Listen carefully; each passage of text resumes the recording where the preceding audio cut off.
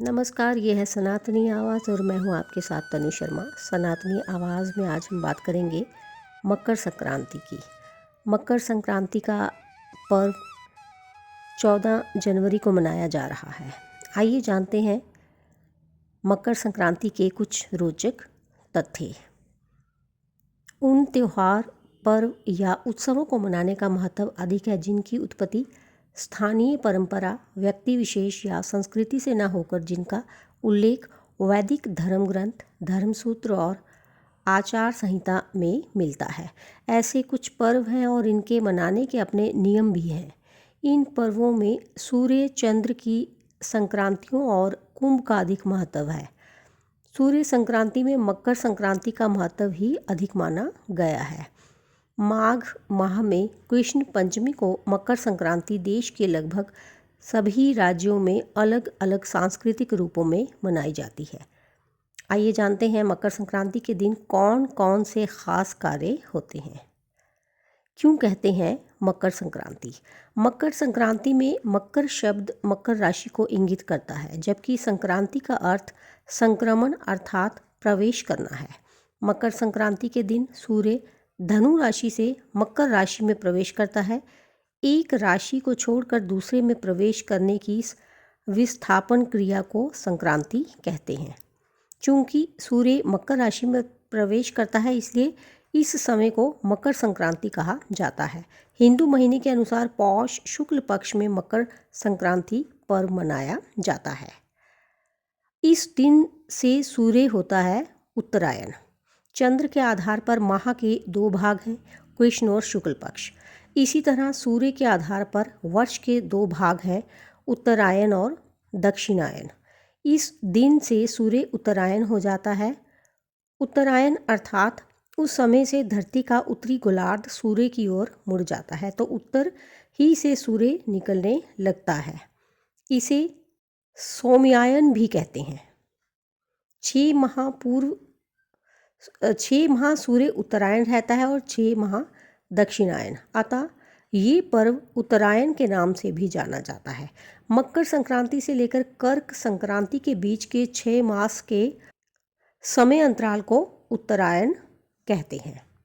इस पर्व का भौगोलिक विवरण: पृथ्वी 23.5 डिग्री अक्ष पर झुकी हुई सूर्य की परिक्रमा करती है। तब वर्ष में 4 स्थितियां ऐसी होती हैं जब सूर्य की सीधी किरणें 21 मार्च और 23 सितंबर को विषुवत रेखा, 21 जून को कर्क रेखा और 22 दिसंबर को मकर रेखा पर पड़ती है। वास्तव में चंद्रमा के पथ को 27 नक्षत्रों में बांटा गया है, जबकि सूर्य के पथ को 12 राशियों में बांटा गया है। भारतीय ज्योतिष में इन 4 स्थितियों को 12 संक्रांतियों में बांटा गया है, जिसमें से 4 संक्रांतियां महत्वपूर्ण होती हैं: मेष, तुला, कर्क और मकर संक्रांति। फसलें लहलहाने लगती हैं। इस दिन से बसंत ऋतु की भी शुरुआत होती है और ये पर्व संपूर्ण अखंड भारत में फसलों के आगमन की खुशी के रूप में मनाया जाता है। खरीफ की फसलें कट चुकी होती हैं और खेतों में रबी की फसलें लहलहा रही होती हैं। खेत में सरसों के फूल मनमोहक लगते हैं। पर्व का सांस्कृतिक महत्व: मकर संक्रांति के इस पर्व को भारत के अलग अलग राज्यों में वहाँ के स्थानीय तरीकों से मनाया जाता है। दक्षिण भारत में इस त्यौहार को पोंगल के रूप में मनाया जाता है। उत्तर भारत में इसे लोहड़ी, खिचड़ी पर्व, पतंगोत्सव आदि कहा जाता है। मध्य भारत में इसे संक्रांति कहा जाता है। मकर संक्रांति को उत्तरायण, माघी, खिचड़ी आदि नाम से भी जाना जाता है।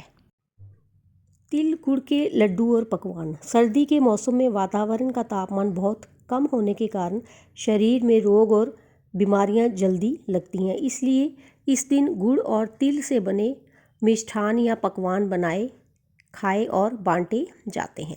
इनमें गर्मी पैदा करने वाले तत्वों के साथ ही शरीर के लिए लाभदायक पोषक पदार्थ भी होते हैं। उत्तर भारत में इस दिन खिचड़ी का भोग लगाया जाता है। गुड़, तिल, रेवड़ी, गज्जक का प्रसाद बांटा जाता है। स्नान, दान, पुण्य और पूजा: माना जाता है कि इस दिन सूर्य अपने पुत्र शनि देव से नाराजगी त्याग कर उनके घर गए थे। इसलिए इस दिन पवित्र नदी में स्नान, दान, पूजा आदि करने से पुण्य 1000 गुना हो जाता है। इस दिन गंगा सागर में मेला भी लगता है।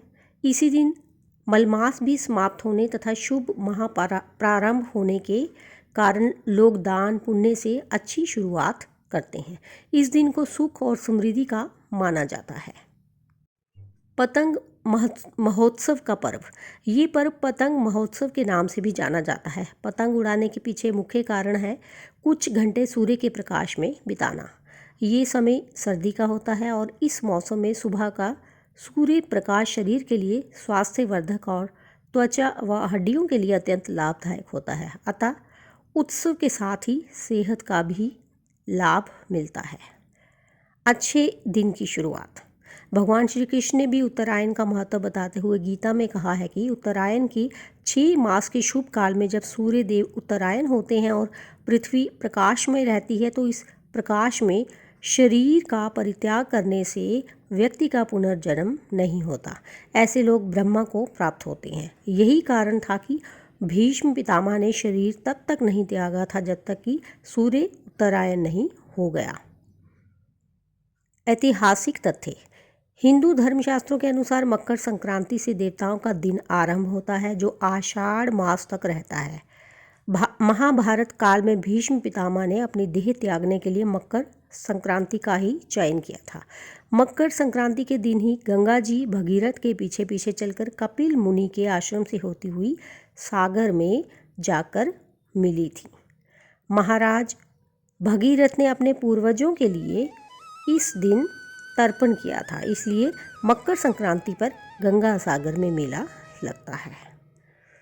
तो मुझे दीजिए अनुमति, फिर मिलती हूँ। धन्यवाद।